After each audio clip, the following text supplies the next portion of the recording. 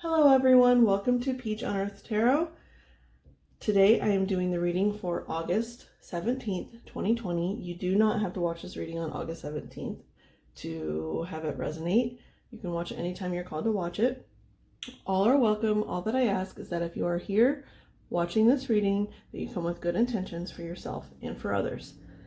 So today I'm going to be doing it a little bit different. I think I'm going to start with the Crystal Mandala Oracle, and I'll probably read from the book for that because the book is very, very detailed, descriptive, and a little triggering, just so you all know it can be a little triggering.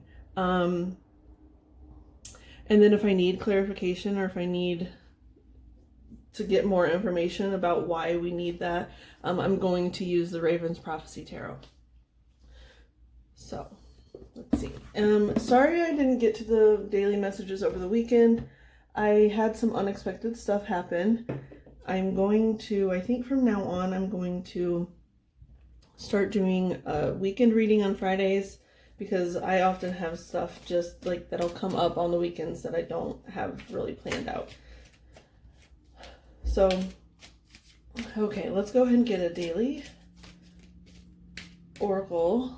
Crystal Mandala Oracle, please, and thank you for the collective. For anyone who's going to be watching this video, please and thank you.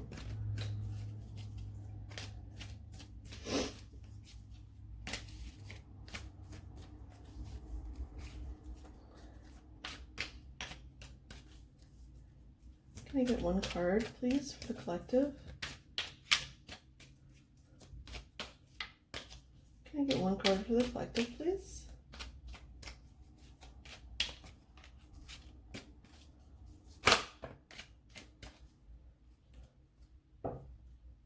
So I'm going to point out what's on the bottom. I'm probably not going to read it, but if you want to look into it, you can. It's Archangel Michael and Lapis Lazuli, the Vision. The only reason I'm bringing that up is because it was on the bottom after I did the pre-shuffle. Went off camera, as I was shuffling off camera to get into the energy. So today we have Ascended Master Kuthumi, I'm sorry if I'm pronouncing that wrong. I'm sorry. And Moss Agate. Sacred Ecosystem. Interesting. Okay, let me go ahead and grab the book. Number 26, and that's an 8. So you have two 8s. So 8-8. Which today is technically an 8-8 day. It's technically a 2 day because it's August, which is 8, and then 17th, which is 8, and then 2020, which is 4, and makes it 20 and breaks down to a 2.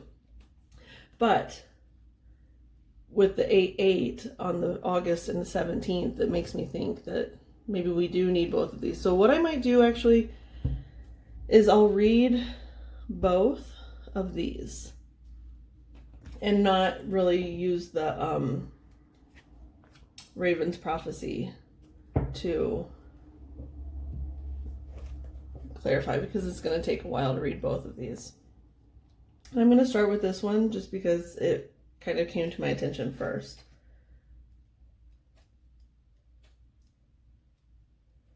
Okay. Oh, hang on. I thought I was going to sneeze, but okay. I think we're good to go. Archangel Michael and Lapis Lazuli. Which Archangel Michael is, he has that sword of truth. I'll just get into it. I'll let them explain it. Or Alana Fairchild, I'll let her explain it. We bring you the gift of vision, an inspirational insight from which you shall derive energy, motivation, and a sense of purpose.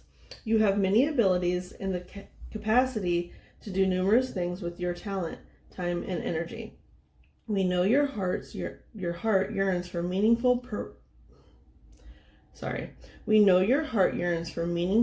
focused purpose. You have things you want to accomplish, perhaps so many that at times you may feel as though you are attempting to live more than one life in this lifetime. We know you can benefit from a vision, something that integrates all you want to do into one unifying purpose. Even if you do not see how it is possible for you for all your talents and dreams to be woven into one master vision. We know that love makes all things possible, according to its own creative intelligence and wisdom. The universe shall take care of the details, and from the loving universal mind, in accordance with divine timing and your own readiness, we shall gift you with your vision. Vision is a top of the mountain moment where you get a sense of where you have been and where you are headed. It is often an all-encompassing, big picture flash of insight. You won't necessarily know how what you see could possibly happen.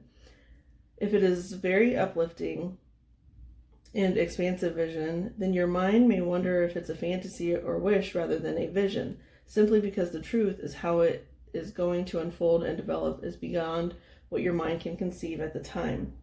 Maybe for you, the vision is more of a feeling, a clear yearning in your heart to do something in particular with your life, or an inner knowing that you are a healer, for example. Maybe you have just had your vision or are waiting for the moment when you finally get what you are here, why you are here on this planet. Your vision will not necessarily include details of steps to take at first, although it will come when you are ready to take the relevant steps. It can be like driving a car through a foggy night, seeing only the most immediate part of the road before you at any given time. Does that mean the road doesn't exist beyond what you can see? Of course not. It does, however, mean that although the vision gives you the equivalent of a destination, a sense of where you are headed, once you are on the journey, the road will not always be clearly visible beyond what you can do today. You could compare it to the difference of being at the top of the mountain and seeing all before you, and then compromise vision that has to occur as you descend from the peak and begin the journey. The view during the journey itself is not often as clear and far-reaching as the moment of the vision. You can trust in the guiding hand of the universe that to help you fulfill your vision, even when you cannot grasp the entirety of the steps you need to take to get there. There will certainly be times where you may wonder if you have lost track altogether. These are the moments when you need to come back to the vision to gain energy and motivation to keep going, no matter what seems to be happening or not happening in your view of things. Even if it is not always clear to you as you live your life, through the guiding intervention of the compassionate wisdom of a wildly creative higher intelligence, you are being given exactly the opportunities to test gifts and information you need to take your journey. The universe cannot take your journey for you, but it will certainly empower you with all you need to be able to do so yourself. Remember too that the vision is not just a destination in the more limited sense of achieving certain success and maintaining certain dreams. It is a state of consciousness, a way of being that enables you to access that reality. Every step on your path is a way to build that consciousness within you each day. This is why tapping into what your vision feels like to you. It is just as powerful as having a clear visual for where you are headed.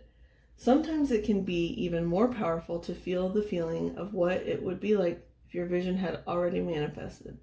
The joy, confidence, trust, peace, and feeling of maturity that engenders in you can enhance your journey and increase your readiness to receive and embody the manifestation of your vision. If you have been waiting for clear guidance and direction to come to you, this oracle brings you news that it shall be given to you. This may have already happened, in which case you are being asked to return to your vision and put your faith in it. If you are impatient for your vision to come to you, or to be further clarified, then this oracle brings you reassurance that your prayers will be answered and your insight into the divine plan as it relates to your life purpose and divine destiny will be shown to you. This will happen at the best time for you so that what you are shown really gets through. Finally, if you have been asking for your sense of destiny, a vision or dream you have had, or a feeling about an amazing future project is correct. This oracle brings confirmation that you are not just imagining things, but accessing genuine insight. Whew, okay, I need a drink.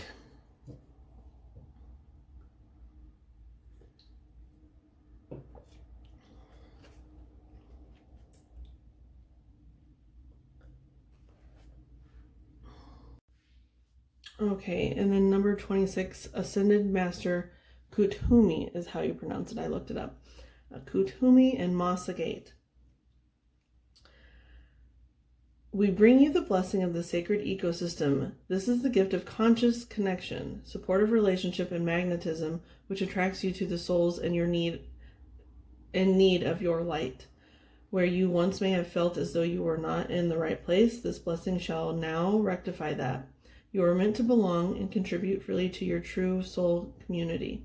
You are destined to feel as though you have found your way home and can attract and be attracted to those that can support you and benefit from your support too. As you let go of past rejection, of the belief that you have to accomplish your divine life mission on your own or fight to have your place in the world, you will allow the power of the sacred ecosystem to transform your life. Your life purpose shall flourish, and your experience of conscious connection with the world around you will heal your heart and soothe your soul. There is an exquisite intelligence to divine design, a way for every aspect of every being to be made to serve the great plan of love. There is a story of a cracked pot, which was used to carry water from the fountain to the master's table. Because of the crack, it leaked water along the pathway, arriving at the master's house only partially full, whilst another pot, without a crack, was able to hold its full complement of water for the household. The cracked pot wondered if it was not good enough to pot, The cracked pot wondered if it was not a good enough pot. One day, the water carrier felt compassion for the cracked pot and asked why it seemed sad. When the water carrier realized the pot felt that its flaws were bad, especially compared to the undamaged, perfect pot, he asked the cracked pot to look down at the path where it leaked water each day. "What do you see?" asked the water carrier of the cracked pot. "I see flowers," replied the cracked pot. "Yes, that is right," the water carrier said. "Those flowers have sprouted along the path because you have been watering them. Each day they become an offering of beauty and grace upon the master's table." The cracked pot felt very happy to hear this and realized that what it thought was imperfection was actually just a beautiful way to serve. This story teaches us something of the sacred ecosystem. In the sacred ecosystem, everything that is, even the things that we might initially write off as unwanted or shameful, serves the greater good. When we simply are who we are, the ecosystem thrives. It doesn't always make sense, but it's true. This is why you never need to judge yourself or another. The divine is ingenious in its creative design of all beings, including you. All things serve. Could light be more beautiful or desired than when it is yearned for to break through the dark night? All things have a sacred purpose. If you have felt ostracized, abandoned, rejected, or criticized by a system in which you have tried to serve, take heart. When the oracle of sacred ecosystem comes to you, you are being notified that the universe is assisting you in finding your rightful place, your home upon the earth, for you to best fulfill your life's work. Now that may mean that the system you have been doing your best to operate within has benefited from your light and presence more than you realized. It may also mean the time has come for you to shift from one system to another, that there is a new community in which you can serve. This may involve physical relocation or an energetic shift, or both. It may result in new connections forming and old ones dissolving. You may feel like you've stepped out of a story or a world into a completely different story or world. These are just signs that you are evolving into a new sacred ecosystem. It may take time before you settle with confidence into your place within the new sacred ecosystem, but that assurance will come in due course. In the meantime, remember that the way you best serve in any ecosystem is to be as authentically your divine and brilliantly flawed self as you can be. Okay, so with these two cards together, it's really telling me that if you have a vision and every day you take steps towards that vision, you don't have to see every step along the way. All that matters is if you take steps. You know, whatever you're called to do in any given day is of the utmost importance that you do it, because it's leading you to your divine calling. And when you do that, it allows you to transform from one ecosystem to the next, and then the next, and the next, and the next. As long as you're growing, you're transforming. And I feel like this is just confirmation for anyone watching this video. If you're doubting yourself, to please trust yourself and your divine guidance. You know more than you know, or you know more than you think you know.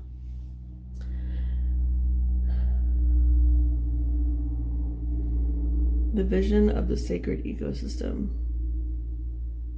Maybe you see yourself, like maybe you're envisioning yourself in a totally different environment, and you're wondering, like it said in the reading for this, or in the book, that you wonder if it's just delusions or daydreams, but it's not. It's actually the future that you're seeing.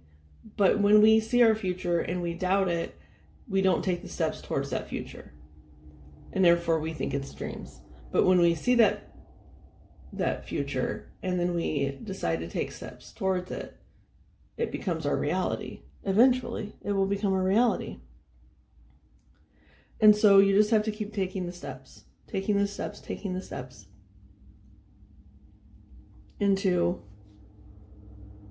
our sacred ecosystem, where not only yourself but others can benefit from you taking this journey.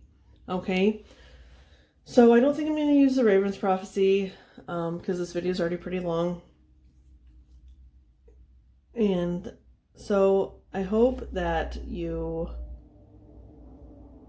got what you needed out of this reading, and I will see you tomorrow. Bye. Or, I'm sorry. I thank you for being here. I thank any of your guides for being here. I thank any of my guides for being here from the bottom of my heart. If you resonated with this reading, like, comment, share, subscribe, and I will see you tomorrow. Bye.